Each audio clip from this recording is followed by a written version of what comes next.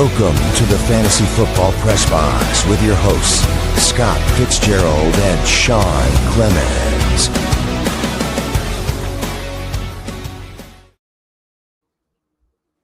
Welcome in, fantasy gamers, to another episode of the Fantasy Football Press Box. And it is brought to you by Sudden Death Fantasy Sports. I am your host, Scott Fitzgerald. You can find me at Run the Hurry Up on Sleeper. And today is Fantasy Football Frenzy.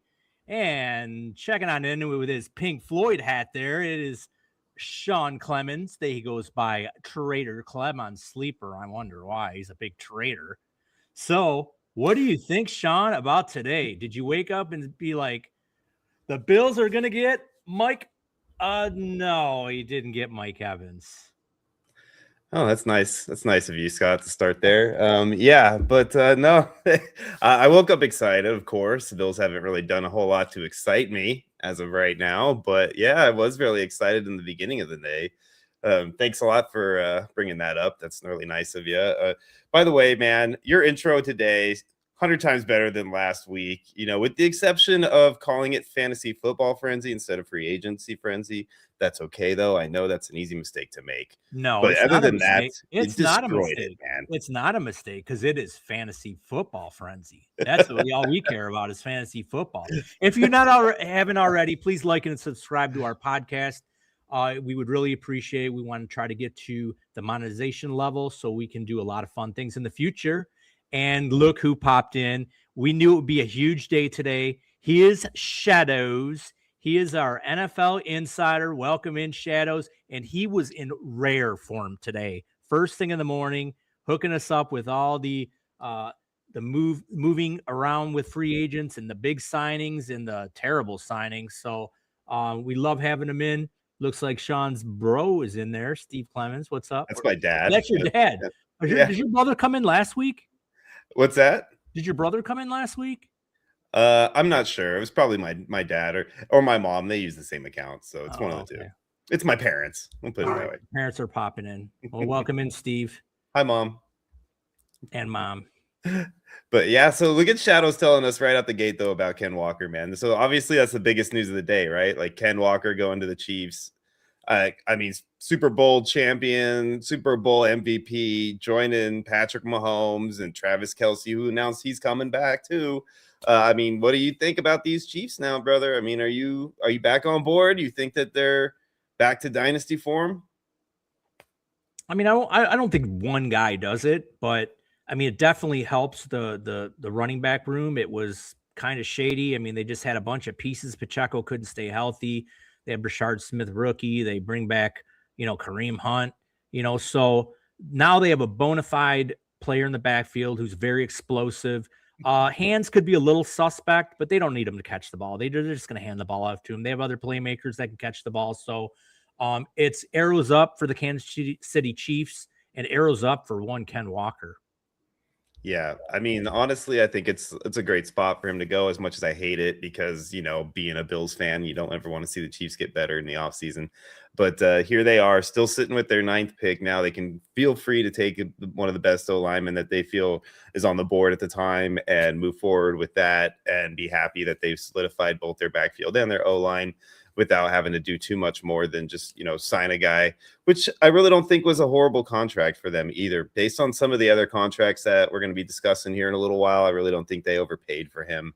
And like I said, the man's a Super Bowl MVP, so you'd assume that he would have required a little bit more to sway him. But I'm sure the fact that he's going to play for a team and potentially chase another ring had a lot to do with him wanting to sign there. So good for you, man. I'm glad you got your money. I always like seeing a guy get paid, especially the running backs. So a heck of a day for Kenneth Walker, man. Hey, how you doing, Os? There's Osley saying hi to us too. Good to see you too. Sean, Shadows is telling us to go in the Discord and look. You know what, Shadows? We will definitely do that. And we're going to focus mostly on fantasy stuff today. And we actually have your Discord open on the DGen thread right now so that we can follow along here and give you guys the up-to-date information on all these free agent signings today. We already mentioned Mike Evans. We might as well talk about him right now. Scotty, big Mike Evans guy. You're always talking him up. Do you feel like he went to the right spot going to the 49ers? He's big. He's burly. He's got that deep voice. He's Mike Evans. And I love the landing spot. He goes out west. He's got another good quarterback in Brock Purdy to throw him the ball. The team is contending. And you got Kyle Shanahan, kind of a wizard when it comes to the offense. So they're going to find ways to get Mike Evans the ball. Ricky Pearsall cannot stay healthy. Jawan Jennings, haven't heard any news on him. Are they going to keep him? Are they not going to keep him? So Big Mike, if you can keep those hamstrings nice and loose. Well, the way things are going, I'm sure that Jawan Jennings will sign for like a $60 million contract with the Raiders. Oh, jeez. Yeah, we'll get to the Raiders later. That's Lilitz's team right there. So we'll get to that later. We'll be seeing with all the money that they're spending. But yeah, in very weird places. Yeah, it's like it's been a pretty odd day if you're a Raider fan. You don't know whether to be happy or upset or what right now. It's the signings aren't great or aren't horrible, but the money they're spending on them is. So I don't understand what's happening right now. But maybe you got to spend a little more to get them to come here, I guess. I mean, plus they don't have to pay taxes when they come here either, so they're already making more. So I don't understand what's happening right now. I really don't. But hey, that's not what we're talking about. We're talking about Mike Evans. So, no. So like you said, we'll get to the Raiders and you'll understand why. Yeah, no, just to finish it off, like I said, I've been a huge Mike Evans fan, love Mike Evans. I would love to see him stay in Tampa, but you know what? Sometimes people got to move on. And I know eventually when he goes into the Hall of Fame, he'll come back and be a Buccaneer to go into the Hall of Fame. And they'll put his number 13 number up in the rafters. But like I said, he's going to be a great red zone threat. He's just got to stay healthy. And, we'll see what happens, but I think it's a good signing.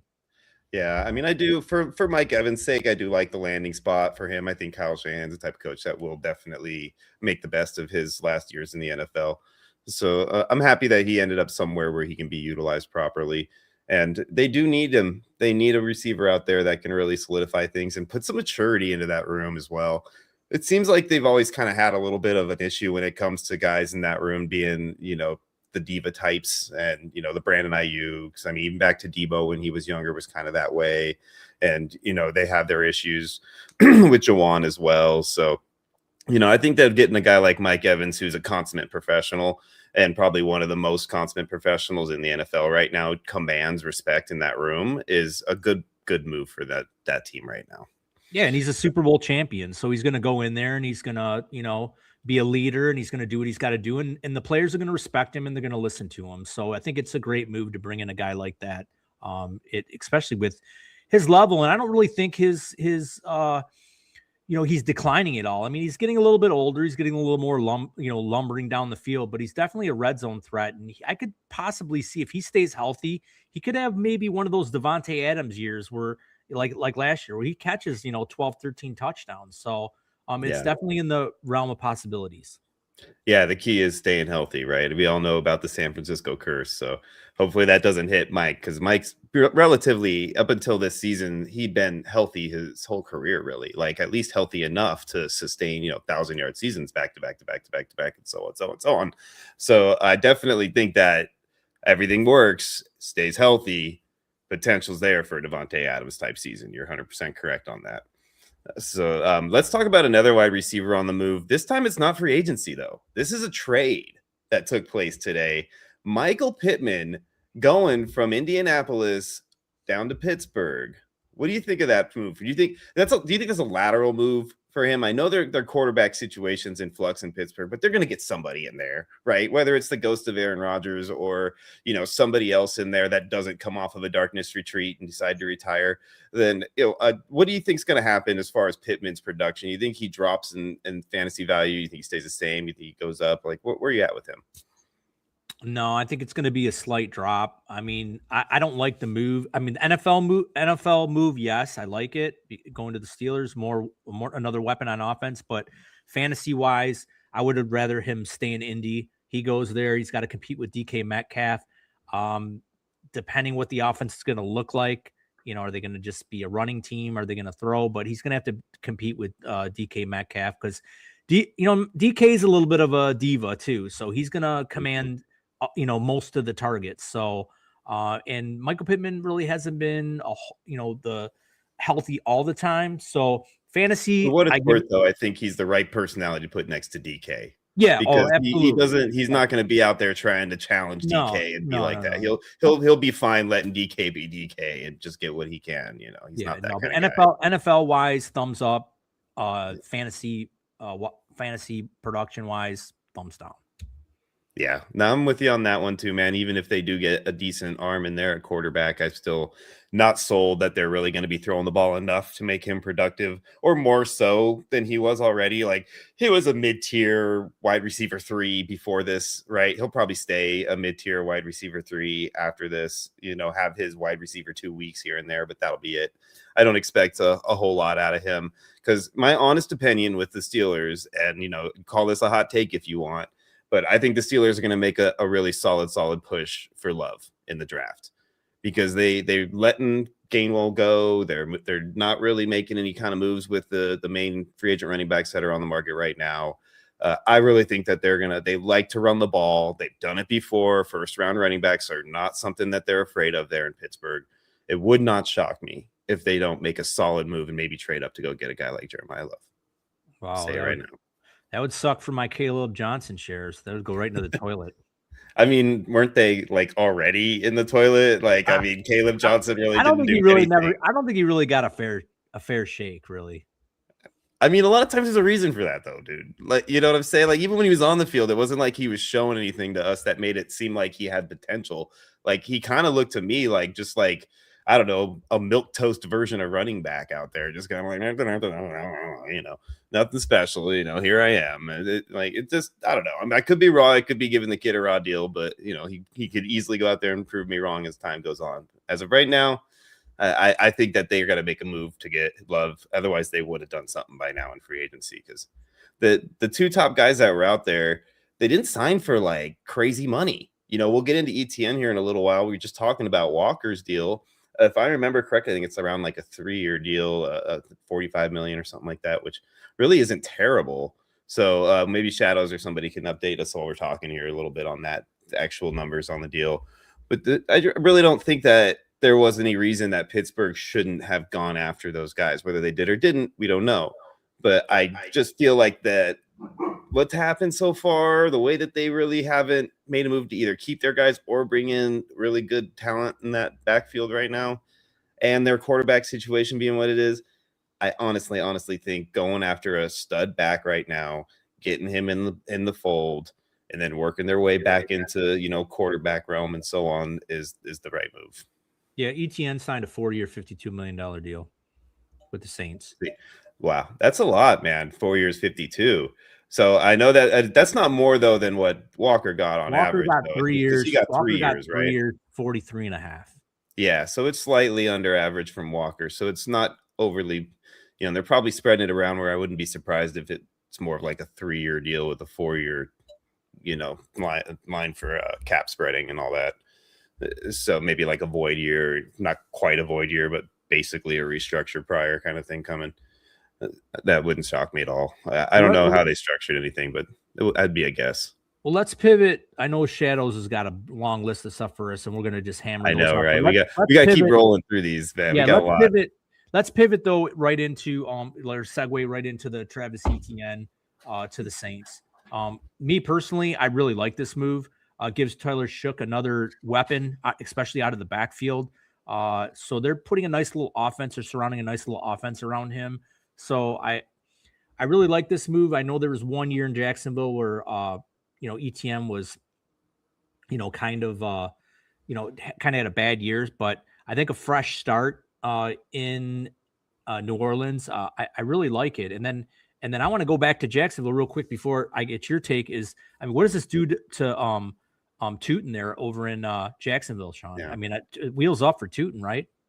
I think so. Yeah. Unless they're another sneaky contender for Love too. I mean, that's always the case basically with anybody like their coach Liam that likes to run the ball. So, that's an option, of course, but yeah, if they don't make any crazy moves, throughout the rest of free agency or going out there and like going up for a guy or taking a guy early in the draft, I think Tootin is going to be their man moving forward. They seem to like him. He showed me, like I talked about that Caleb didn't, he did show a burst out there and some sort of a spark that I like to see and would like to see kind of grow a little more as time goes on. So to me, I think that Bashal Tootin is definitely, even if they bring in like a 3rd round running back, I'm still happy with Tootin. If you get into 2nd or 1st round back, and then maybe I'll be a little worried that he's going to be a second fiddle for sure. But the 3rd round or later back, and I think he's still going to be like a 1A to 1B at worst. Yeah. So do you like the ETN move to New Orleans then? I do. I hate it for Alvin Kamara. Like you said, I think we talked about this earlier, that Kamara most likely is just going to go ahead and call it quits out there. But during the rest of the offseason, we're going to find that out. But that's what we're hearing, and that's what most likely seems to be the case with that much money going towards another back like that. Even if he stays, though, man, I think his value is pretty much nil. Now, ETN, on the other hand, I think he goes into a situation where he doesn't have a whole lot of competition behind Kamara in that backfield, and definitely not anybody that's been able to prove they can stay healthy. So I think he's going to have an opportunity to be a really good player in that offense. They came on pretty good last year. I think Shuck showed that he's got what it takes to be a stud quarterback, or at least enough of a stud quarterback that it draws defenses away from focusing in on ETN the whole time. So, yeah, I think ETN has an opportunity to be, I'd say best case scenario, mid RB1, RB8 on the season, somewhere in that range. Right. Now, one quick thing before we move on is Alvin Kamara, is he a Hall of Famer? I would say yes, but that's just because I may be a little partial to, I've always kind of had a soft spot for the Saints, but I just like guys that like to stay with one team in their career and really don't try to push for the big payday whenever they can. He seems to be that type, but you could argue against it, and I wouldn't make like a huge deal about it. Yeah, I don't think he's first ballot, obviously, but I think he eventually gets in. Yeah. Okay, let's go to the we'll go down the list. Let's go to the Titans. They bring in Wan'Dale Robinson. They give Cam Ward another weapon. Me personally, I mean, I think it's a good move for the Titans, but man, I really wanted him to stay with the Giants. I think him and Jackson Dart had a real nice connection. Well, he kind of did. I mean, he's on the Little Giants now. Jeez Louise. I mean, how many Giants are on that team, dude? It literally feels like Rick Moranis is in charge over there. Yeah. Like it's crazy, bro. Like they signed like 4 free agents from the Giants are now on that team. It's unbelievable, dude. So I know they brought on the former head coach, right? So it makes a lot of sense, but man, I mean, they're seriously out here. Right? I mean, when's Icebox going to sign? I know it's coming. I'm just waiting for the news. It's funny. Oh God. So let's talk a little bit about the Seahawks bringing on Rashid Shaheed for another 3 years, man, at $51 million. Thanks to Shadows again for all these awesome updates that he likes to throw up here for us and give us all these figures that we can discuss.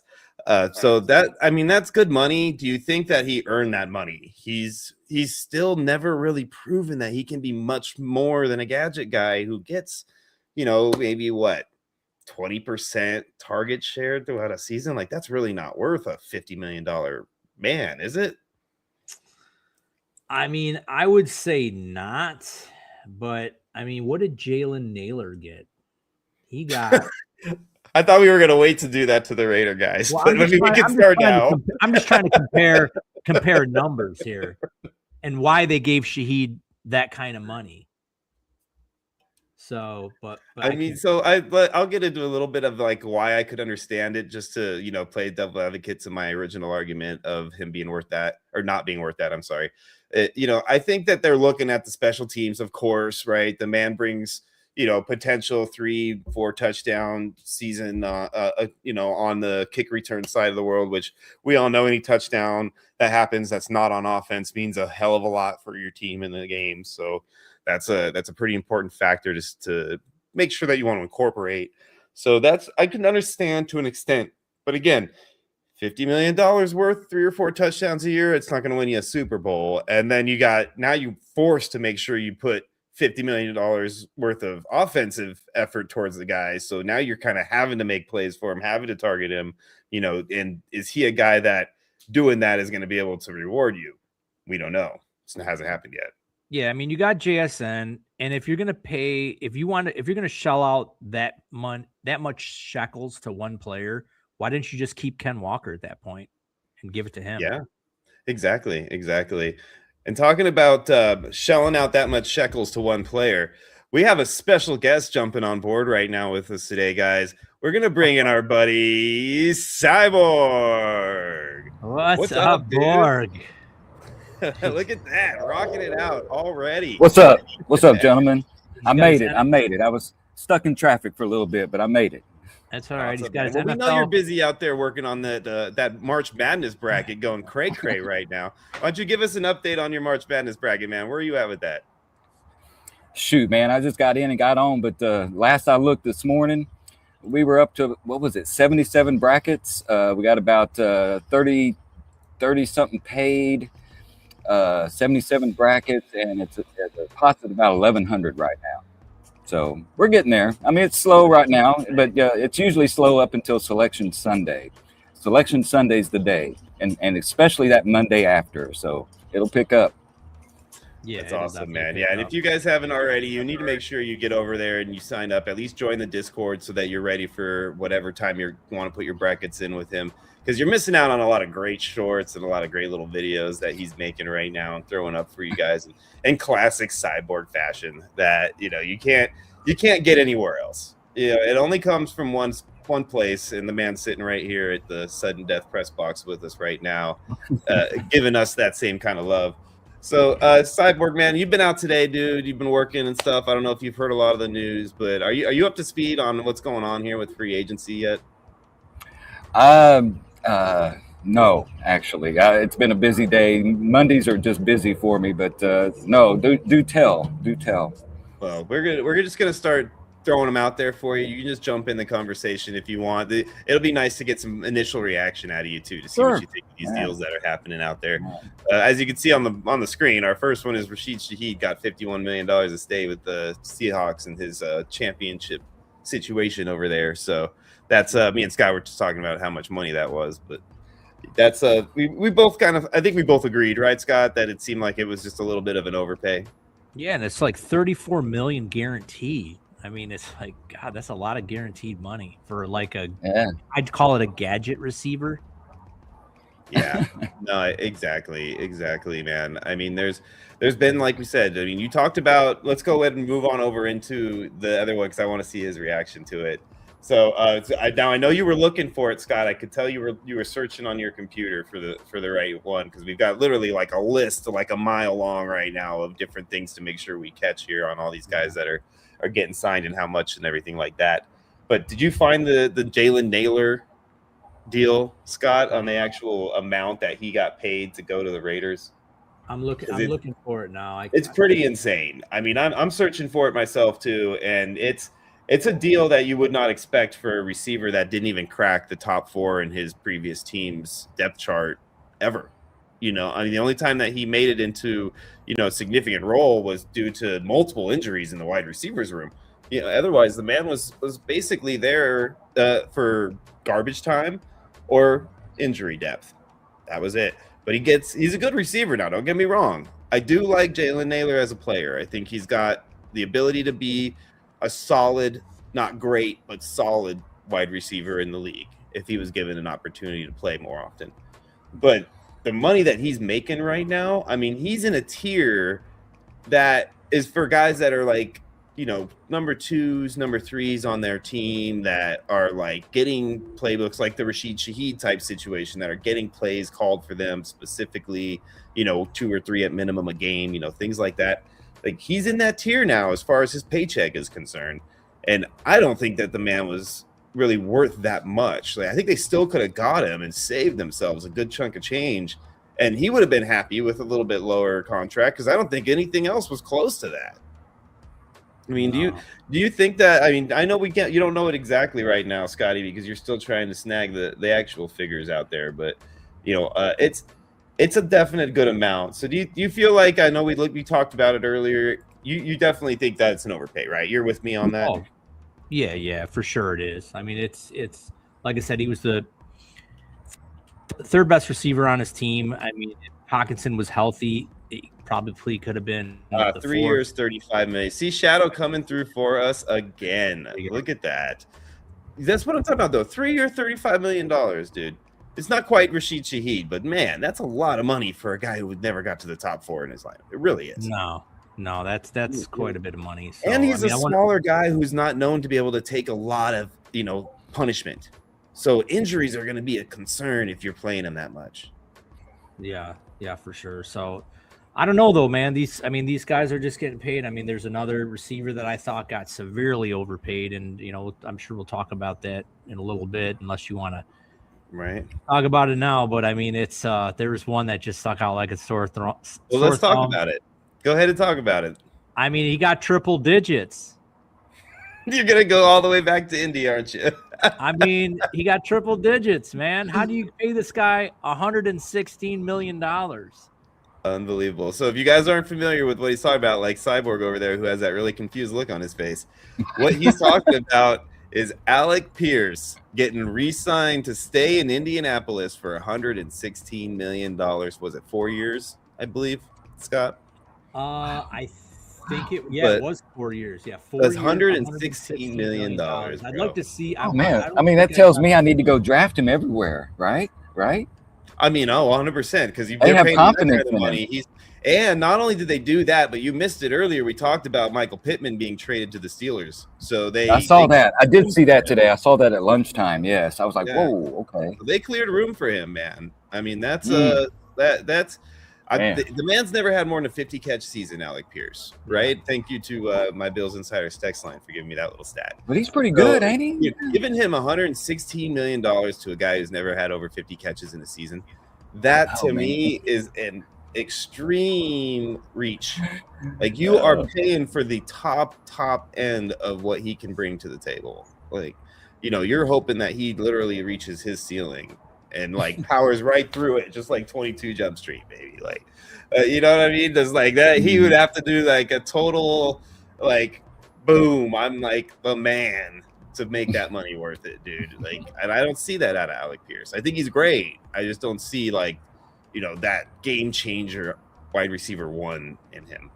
If I'm going to pay a guy $116 million a year, he better catch 100 passes.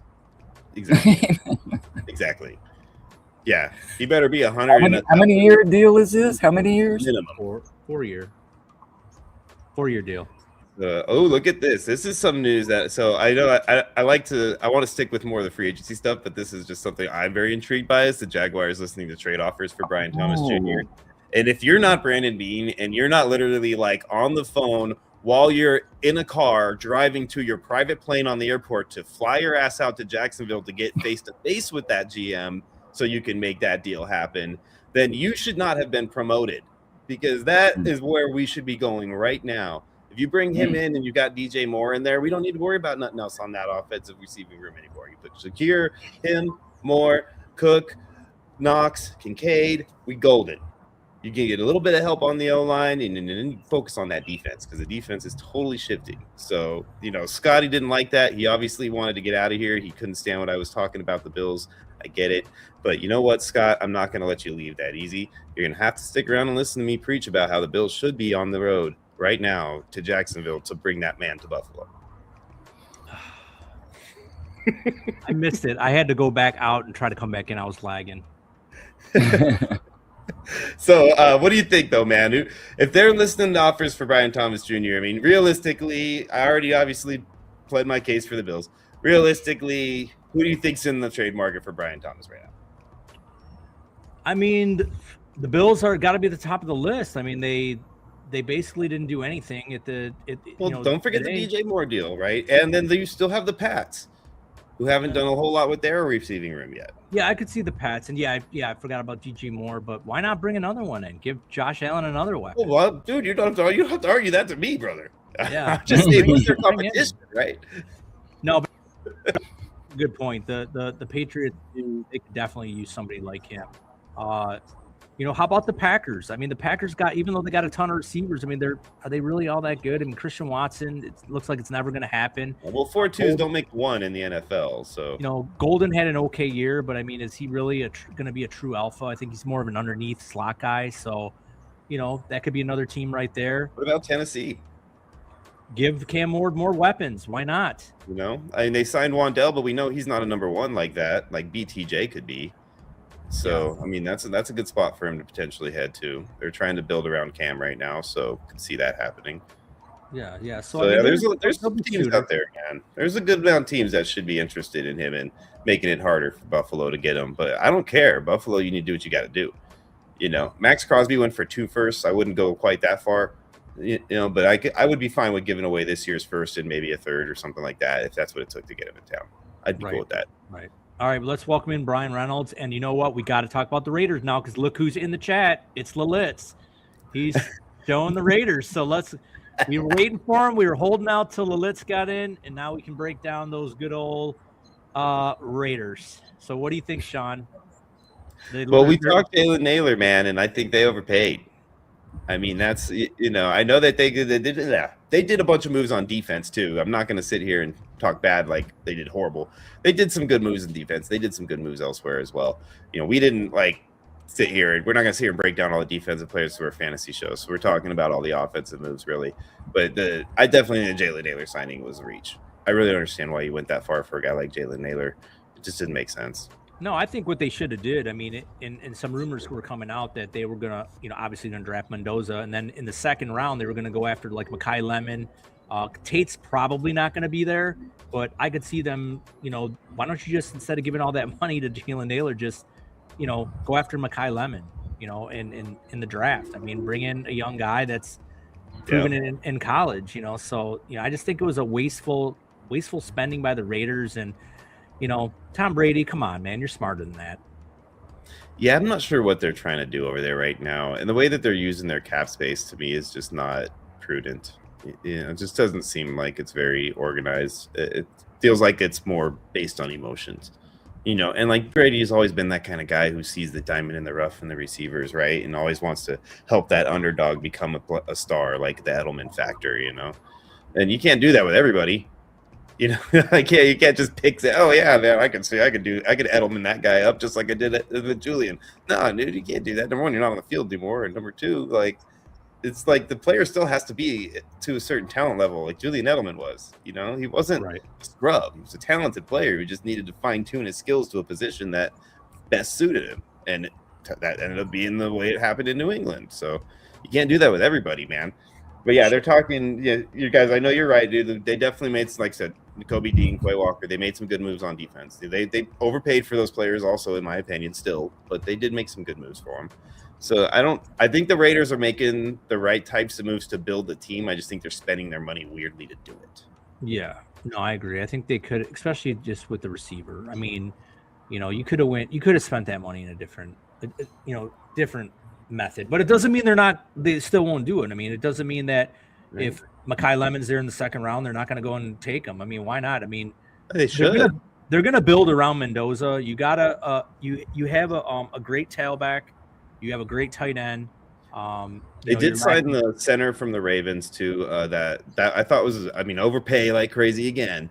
But I thought that was a really solid move to secure an O-line that needed some sort of a rock to kind of anchor around. So I think that was a good move, especially with a rookie quarterback coming in. You want to make sure that he has that super solid center presence. Yeah. So, I mean, so Sean, are you going to go in tomorrow and get your Jalen Naylor jersey over there in Vegas? No. Not unless I'm buying it for one of my Raider fan buddies' birthday or something. Maybe we'll send it. Maybe we'll send it to the Lalitz for his Christmas present. Right? Was that? Did you say that just to try to wake Psyborg up? Because it looked like the Raiders were making him fall asleep over there. So. Who was quiet? Who was quiet was the Cowboys. They didn't really do much. I didn't see that. I know, right? Yeah. I mean, they're just like Cyborg over here, man. I mean, maybe it's the weather that's got them all slowed down over there. They're like cold-blooded creatures, Once the weather changes, they kind of just freeze. Oh man, it's warm here today. I'm just saying, I'm outside. I got my setup outside. You can see some sunlight just bleeding through. So yeah, it's a great warm day. It's like 75 degrees. It's great. Now Javonte did sign a 3-year deal for $24 million, includes 16 guarantee. What do you think about that deal?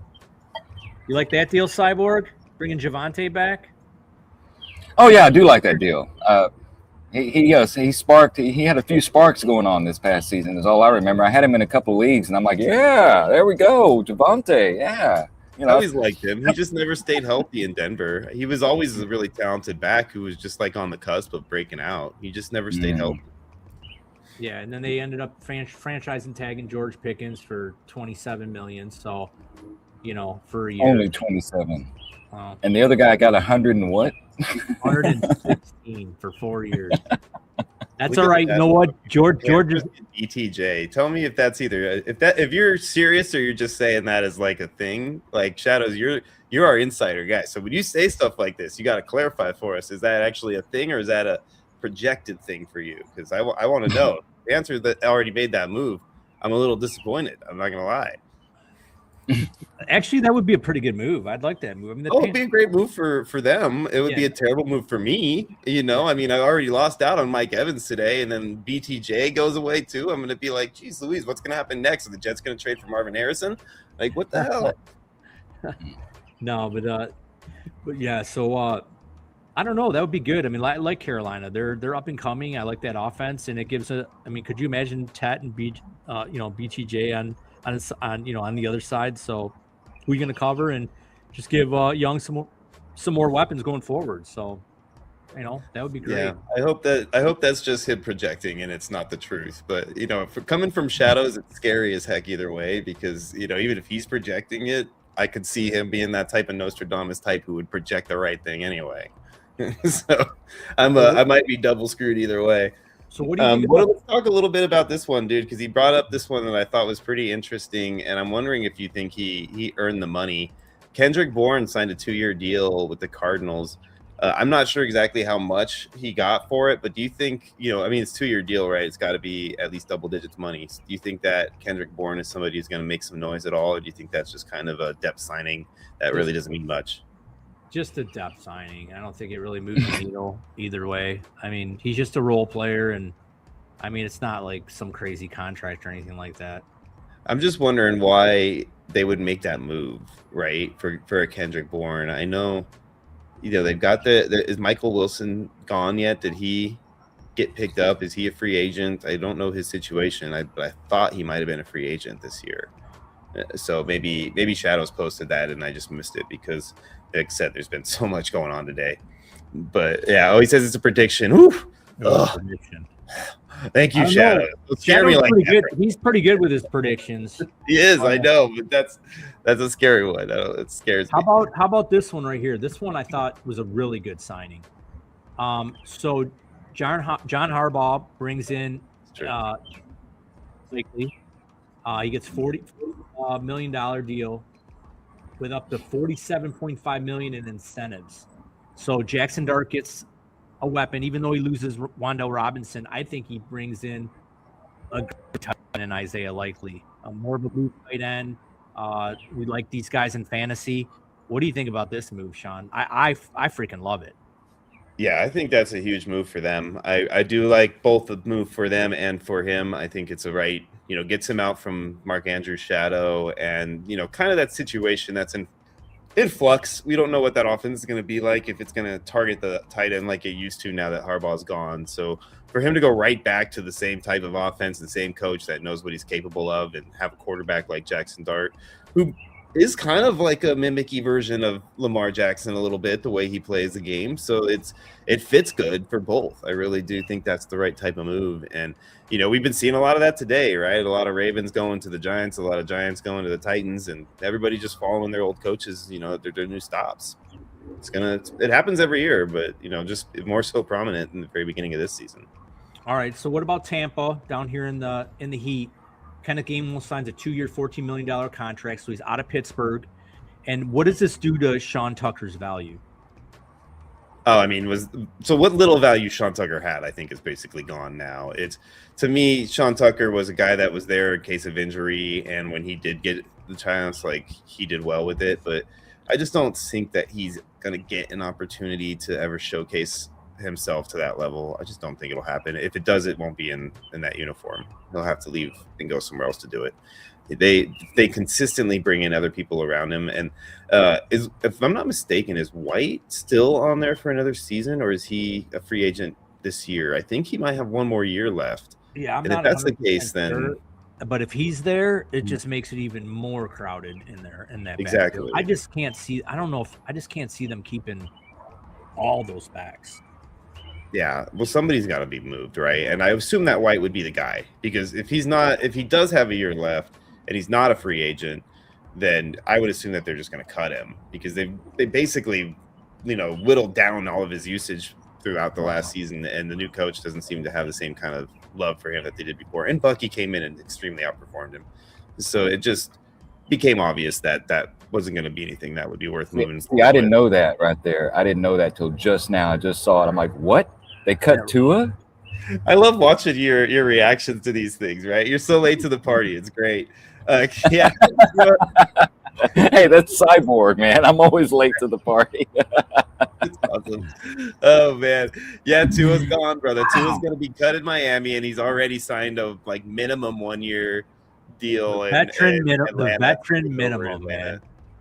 What's that? And where? The veteran minimum. Signed a massive deal with Miami, and then now he's signed for the basically the veteran minimum in Atlanta, backing up Michael Penix. But no, that's not what's going on, though, technically. What it is he's still getting paid a shootload of that money, and I'm trying not to use the bad word here, but it's a lot. That money from Miami is still getting into his pocket. So Tua signed a min-vet deal with a team that he thought he could take to, prominence. Yeah. They have such a good team, and he is not expected to be the backup to Michael Penix. He's expected to start, because Penix most likely won't be healthy. So that's what they're kind of planning with him, and bringing him in there for that 1 year plan. And it's going to be like a Sam Darnold situation. He's going to come in for the year. If he can prove himself, then he'll get another contract for a longer year with them. And that's going to be how it plays out. I don't think that the end outcome will be the same as it was for Sam Darnold, but I do think that the plan will be the same as the way they approach the Sam Darnold plan. Yeah. Oh, yeah. And this is a good one, too. We glossed over this one. Malik Willis. Yeah. A nice. You see, we go right back to the Dolphins now here with Malik Willis going to the Dolphins. And I'm really intrigued by this one, Scotty. So tell me your thoughts on Malik Wilson before I go into it. Malik Willis, I should say. Well, he's going there. They're still going to have Jalen Waddle. Whether or not they keep a Chan or not, I guess there's been rumors that there's possibility they may just do a complete blow up and just start from scratch. But fantasy wise, he's going to get a ton of opportunity, and he can run. So he's going to put a lot of mileage on those legs, but they're just going to be a disaster. I mean, they're starting from fresh. And I think we talked earlier, Sean, that maybe for 1 year this will be good, but are the Dolphins tanking for Arch? Right? There's a term that they're using for that. I can't remember what it is, but it's not tanking. It's something that rhymes with Arch, of course, but it's some sort of a version of that, and then, for Arch, right? So whatever it is. Yeah, I do think they are tanking for Arch personally, because I feel like that owner is just so enamored with that family, and he just wants a Manning on his team so bad. So I do feel like that's what's going on there in Miami. And I hate that for Malik Willis. Like, why would you sign? That's my thing with Malik Willis. Like, I feel horrible for him. Out of everybody that made money today, I feel horrible for him over the rest of them, because he signed in Florida, which means he's got to spend the next few years in Florida. Who wants to do that? And then and then he ends up signing, and they're like, oh, great, we got you here now. Awesome. So now we're just going to throw away all the rest of the good players off of our team. So you got to run around out there like a chicken with your head cut off, and nobody to give the ball to or throw it to, and basically just be destroyed every single game, because we don't want to win. And we didn't tell you that when we signed you. We just wanted to make sure you got here first, because, we still got to sell some tickets, right? All right. Well, I'll tell you exactly why. I'll tell you exactly why he went to Miami. So he signed a 3-year, $67.5 million contract with $45 million guaranteed. So you're giving this guy $45 million guaranteed, and the deal includes a $22.5 million signing bonus and a $2 million March 2028 roster bonus, which you probably won't get because he's probably not going to be there, and a $20.5 million 2028 salary, which he's probably not going to be there. But that's why he signed it. And then in Florida here, you don't pay any state tax.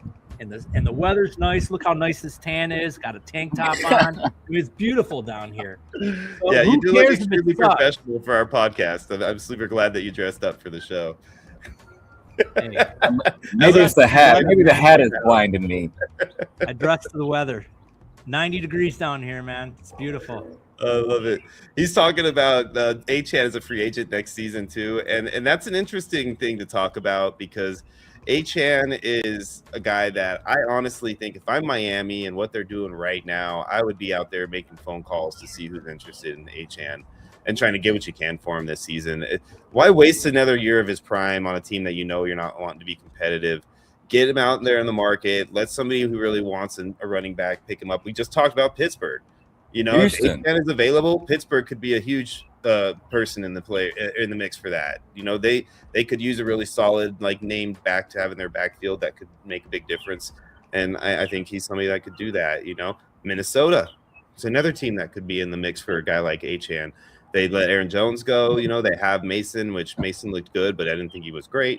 And you get Achane in there. I mean, that just totally changes that backfield. So, you know, there's some teams out there that could really make a move for a guy like Achane if they put him out there. And I think they should do that. They were already on their way. Why not just go full bore and sell off the rest of your assets that you know aren't going to be, you know, extremely valuable in 3 to 5?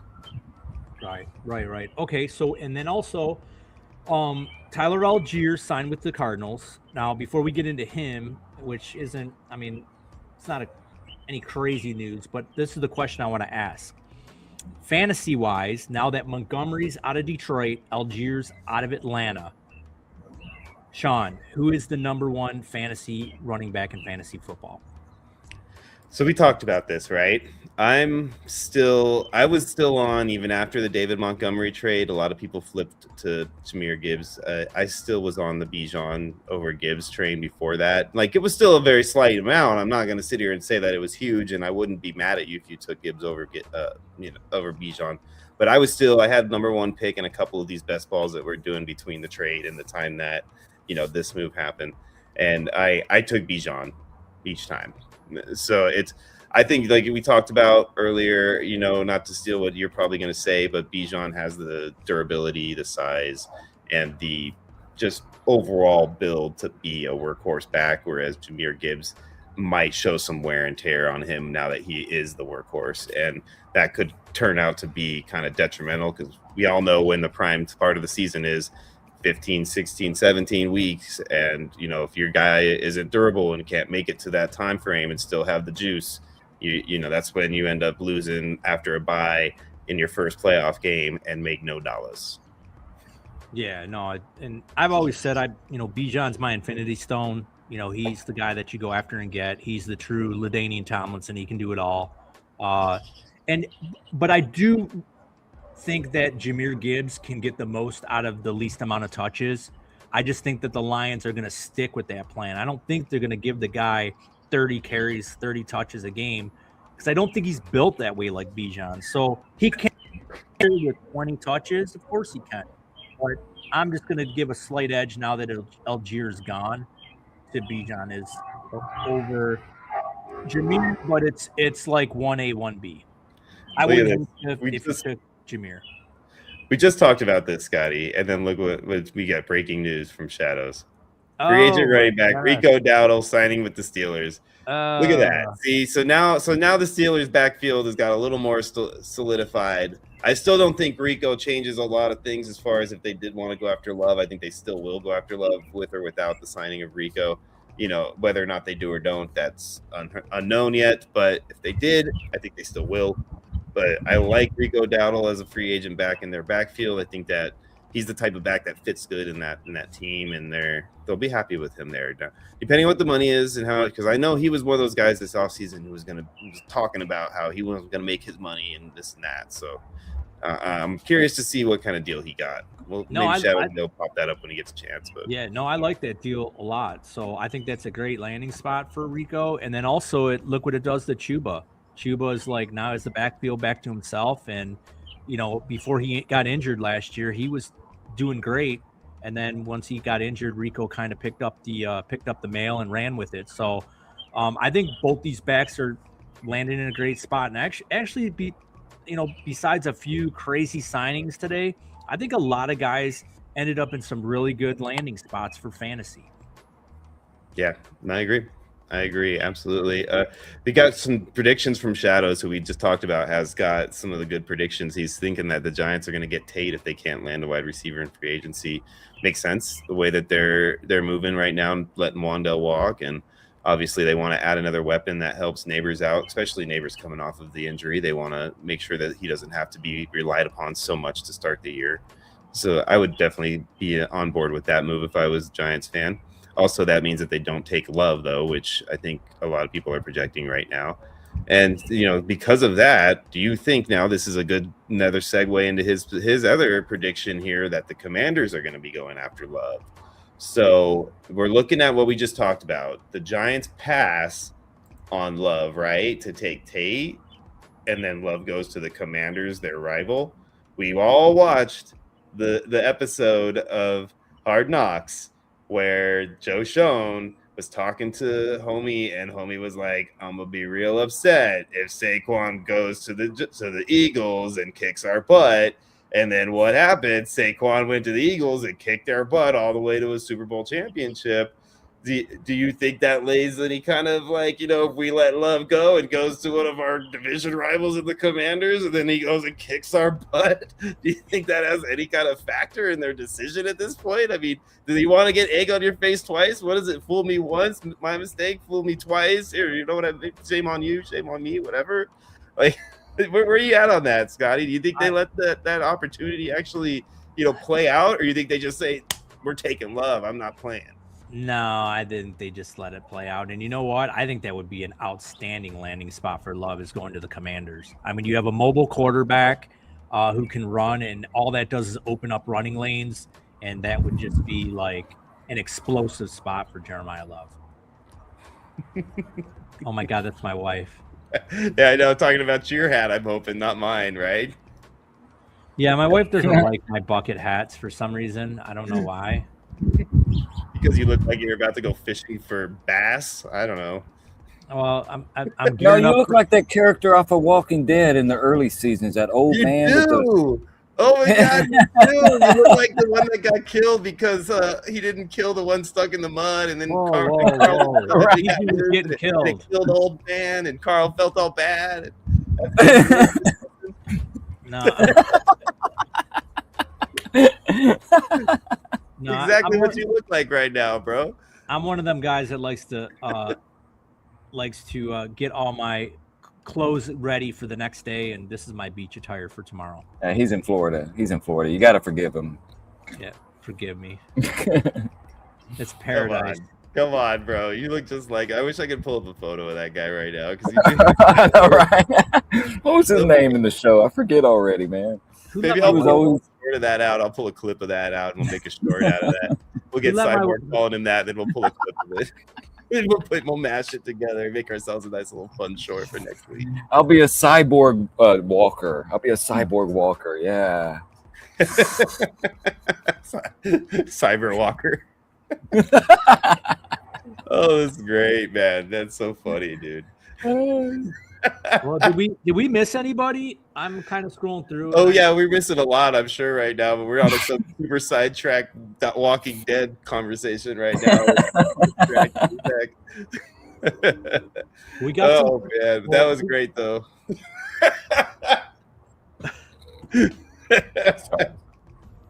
Oh, Cyborg, bro. See, this is why we love you, man. You gotta jump on the show, and even if you don't bring a ton of an analytical concept to the table, bro, your comedic is just perfect timing.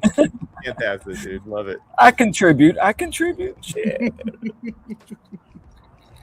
Right? Lilith is talking about Tyreek Hill, bro. What do you think is gonna happen with Tyreek Hill? I'm curious too. What's up, Lilith, by the way? What do you think, Scotty? Tyreek Hill, is he done for, or is he going to come back and make a move? Maybe, I think later this season, of course, but do you think he's going to come back and sign somewhere this year? I mean, it depends if a team wants to bring on that headache. I mean, do they really want to bring somebody in like that? I mean, I think he's going to find a home, but he's losing some speed, and that's like his game is speed. So, we'll see. I'm sure the team's going to take a chance at him for maybe a playoff run or something like that. Or like we always see, there's an injury that happens and to a star receiver, and then they bring somebody like that in. And then when the then when the star receiver comes back, then they cut him or do whatever. But he'll find employment. Yeah, I mean, I think he'll go somewhere. I think, I wouldn't mind him coming to Buffalo if we really were in a situation where we didn't get another receiver and we were in a playoff run towards the end of the year. A guy like that, if he's healthy enough, could be at least, beneficial for a playoff run. I would be okay with something like that. But I don't think Tyreek Hill's the kind of guy who's going to do that. I think Tyreek Hill's the kind of guy who's going to be too prideful to come in and take a role like that. I think he's going to want to go somewhere that is going to respect him for who he is, kind of an attitude. Yeah, I don't see almost like Hill, Theo, towards the end of his career, Yeah, I don't see Tyreek Hill as like a mentor, like a guy that's going to come in and put the young guys under his arm and be like, okay, this is how you do it in the NFL. I definitely don't see him doing something like that. No, definitely not. That's not his style, man. He's not that guy, dude. He's he got Tyreek Hill on his mind. He don't got no time for you. He got Tyreek Hill worried about. He learned through the Antonio Brown playbook. No. Dude, what do you think of the stash going to the Cards, buddy? Gardner Minshew signing with the Cardinals, $8.25 million contract, 1-year deal. Do you think that he's going to be actually competing with Brissett for the starting job, or do you think he's just meant to be the backup behind Brissett? Or did somebody else come in and take the job ahead of both of them?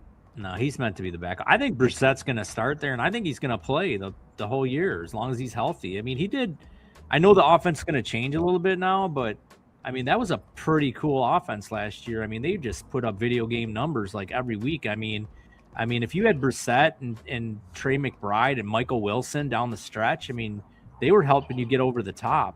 'Cause, I mean, McBride people drafted, but nobody drafted Brissett. People might have barely drafted Michael Wilson in the double-digit rounds, but between Wilson and Brissett, they were helping teams win championships. Yeah, you're right. You're definitely right. I think that Brissett has got the kind of, I don't know, stopgap ability that you want. He's exactly he's like Ryan Fitzpatrick right now. He's like the new Ryan Fitzpatrick. He's a great guy to have in your locker room. He comes in there, he does good things. He brings an energy to the team when he has to play. So I think you're right, man. I think he's the kind of guy who will probably be given an opportunity to start for a year or two at least down there and go forward. What I worry about the most with him, if I'm a Cardinals fan, is him being good enough like Ryan Fitzpatrick was to earn a big contract but not be quite good enough to ever take you to anywhere beyond that, and you're just always kind of stuck in that good but not great territory. And that seems to happen with a lot of these kind of guys that are in that mid-tier talent level that have a lot of moxie but just can't quite, just don't have the physicality, the physical ability to kind of just take it to that next level, Yeah. I love doing these best ball drafts early, with all the news and stuff. So I'm sitting here in the 21st round, and there's some pretty decent receivers still left. I mean, you got Mac Hollins, Flournoy, Darnell Mooney, who I'm going to take right now. But Jalen Naylor, right away, boom, somebody goes and grabs him right away. Where yesterday, the guy's probably not even getting drafted. Or getting drafted in the last round. So it's funny how these guys, when they start moving and going to certain places, even the players that are not on our radar, all of a sudden just move up the draft board. I know, right? It's great, man. We got a lot of these best balls going right now, guys. If you're not familiar with them, please jump in. We actually have been dropping some new videos too for them that have been great. We call them 6-minute abs, awesome breakdowns with Scott and Sean. And they're a lot of fun, man. It's a quick little, we try to spend 6 minutes. We always go over, but we try to spend 6 minutes on each league, breaking down the draft and covering each team and how they did, and kind of just giving a quick little synopsis on our thoughts. And it seems to be a lot of fun. And the teams like it. The managers have seemed to be really happy with them. The gamers have been enjoying them. So, doing those things and doing those drafts like Scott's talking about this time of year, things like this, the drafts this week are going to be drastically different than the draft next week. I'll give you a great name we talked about a minute ago, Malik Willis. He was going mid-teens, sometimes, as early as maybe 11, 12 and late as 15 or so. But, now he's going to be going up there probably closer to round 7 or 8, in that realm with those guys up there. Because he's, like you talked about, he's a running quarterback. And there's not very many of them out there right now. It's if you really count, you got Josh, Lamar, Jackson, Jaden. You know, can you really pick one off the top of your head other than Malik Willis that is like kind of known to be a runner? Kyler Murray, maybe. Yeah, Like, I mean, that, if he did, you know, if he doesn't get injured and he stays healthy, he's gonna run a ton. Like he's just gonna. I mean, he'll throw it, but he's gonna run so much. He's gonna run for his life because there's nothing else there. So as long as he's running in the right direction. yeah, he's gonna run everywhere. So he won't be a bad, in Superflex leagues. If you wait on quarterback, he's not gonna be a bad, quarterback too. If you punt on quarterback early. Shadows, don't even bring up the Chiefs getting Love after that. If they signed Walker and still draft Love, I'm gonna be like, I don't know. I'm just gonna turn the TV off. I'm not even gonna care anymore. I'm just gonna turn the TV off. I'll wait until after pick 20 and turn it back on and see where the Bills might be at. But I'm not gonna be happy if the Chiefs leave this offseason with both Walker and Love in that backfield. I want to know what Seattle's gonna do now. I mean, Charbonnet's he's coming off a bad injury. I mean, they're going to be in the market for a running back. They can't start the season with Charbonnet, so it'd be interesting. Do you think that the Seattle finds a way to go get? I don't think they go up to get him. I think if they're going for a running back, they'll just take somebody in the bottom of the first round that wouldn't maybe projected to go that high, but they just want to get that 5th-year deal on him. Yeah. Somebody like who's the Coleman, I think it is, that's projected as like the second best back out. Or what about who's the backup? The backup for Jeremiah Love at Notre Dame was supposed to be really good. Or he's projected to be drafted pretty high. I can't remember his name. I don't think there'd be many happy Seahawks fans if you take Jordan, as Love's backup, Jermaine Love's backup in Seattle as your first round pick. Like, no, I'm saying if they, find a way to grab him in the second round or something like that. Oh yeah, late second, early third, like they'll be out there in the end of the second. Yeah. But there'll be plenty of good backs there. We know how this works. Like, there's usually one back, like this year it'll be Love, that goes off early, maybe two if there's two of them, like there was when there was Gibbs and Bijan. But last year it was Janty. There's always that one back or two that's up there, really, gets in that top half of the first round. And then you don't see another back taken until like late second at earliest, and it's usually later than that, and it gets down to the third round. Like Achane was like a third round pick, wasn't he? Yeah, if I'm not mistaken, I think he was a third round pick. So like that same thing happened that year. It's always that way with the running back position because it is such a short-lived position. A lot of people don't want to spend high dollar draft capital on a guy that doesn't have that long of a career and at his peak. Yeah, and to go back to the best ball leagues, we want to thank everybody here at Sudden Death Fantasy Sports. We just launched in September. It's just Sean and I, basically. Psyborg helps with the pools, but we've been grinding hard trying to fill leagues for you guys, and we filled 23 best ball leagues, and we launched them basically February, right around the Super Bowl. So it's been literally like 1 month. We filled 23 leagues, which we really thank all the players, the current players, which a lot of them were friends of ours. And then also we picked up a lot of new players on, Facebook market, the Facebook fantasy groups, which we really appreciate. A lot of the Discords, Psyborgs helped us out with some of the Discords. So we really appreciate you guys coming in and giving us a chance. And you guys won't regret it. We're going to run really good leagues for you guys, and it's going to be a really fun community with no drama and no BS. So, and like we always say, we're 100% rake free. We do not take any kind of money from you guys. And we're also giving away a $1,000 bonus pot. That's going to come basically right from our marketing budget right to you guys. So, you can win a nice little chunk of money and just draft with your friends and draft with people and have fun. It's $5. So keeps you engaged, helps you learn with ADP. So like I said, again, from Sudden Death Fantasy Sports, we really appreciate it. And we also, if you guys like Dynasty, we are running some Dynasty leagues. We guys saw Ken Moore here a couple weeks ago. He's going to run the Dynasty leagues, and we have a couple of those filling up. Those are $50. So we have a lot of things in the pipeline here at Sudden Death Fantasy Sports. So yet again, we really appreciate your guys' support.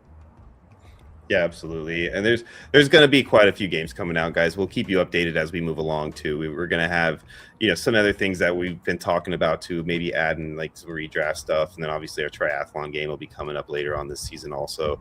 So there's some great things happening right now. Some great contacts that have been made that we're working with. We've been really getting caught back up on our stuff here with the videos and getting our 6-minute abs out and stuff like that. And really getting our content back into the cycle that we want to, where we get you guys at least something once a day out there so that you can check it out to wet the whistle. So we're going to make things happen for you guys as we move forward. But the main focus, and it has been since we started launching them, was getting these leagues up and getting these leagues out and filled for you guys. Because as you guys know, as we all know, the reason that we're doing what we're doing right now is to have fun and draft. Like Scott said, man, we love it. And it's why we're all here. Psyborg, man, tell us a little bit about your March Madness again one more time, where they can find your March Madness pool. Oh, yes. Selection Sunday is this Sunday, just like Shadow mentioned right there. And it's going to be huge. That's when all the teams and matchups are announced. And next week's going to be busy for me. So definitely March Madness is a 3-week journey. It's a hell of a journey. That's why I call it hotter than hell. But also coming up next month, just to let y'all know after this is over, that we got an NBA Finals pool coming up. I call that one Space Ace Jam, after Space Ace Fraley that passed away, sadly, this past October. And also we got a hockey league, or hockey pool, finals hockey pool, man, Stanley Cup stuff. Yeah. So just wanted to let y'all know that's coming up in April. So be looking for that as well. So come join my pool. We're going to throw the link down in the description for you. I'm sure you've seen my videos. They're all over YouTube right now and TikTok. I went to TikTok and Facebook and all that crap, even though I don't really like TikTok. But hell, I'm just trying to get the word out. So come join me. All right. Well, he's the best in the business, and that's why he's here. He's Psyborg. So for everyone in chat, we got Shadows, like I said, the Litz, and everybody that was in there.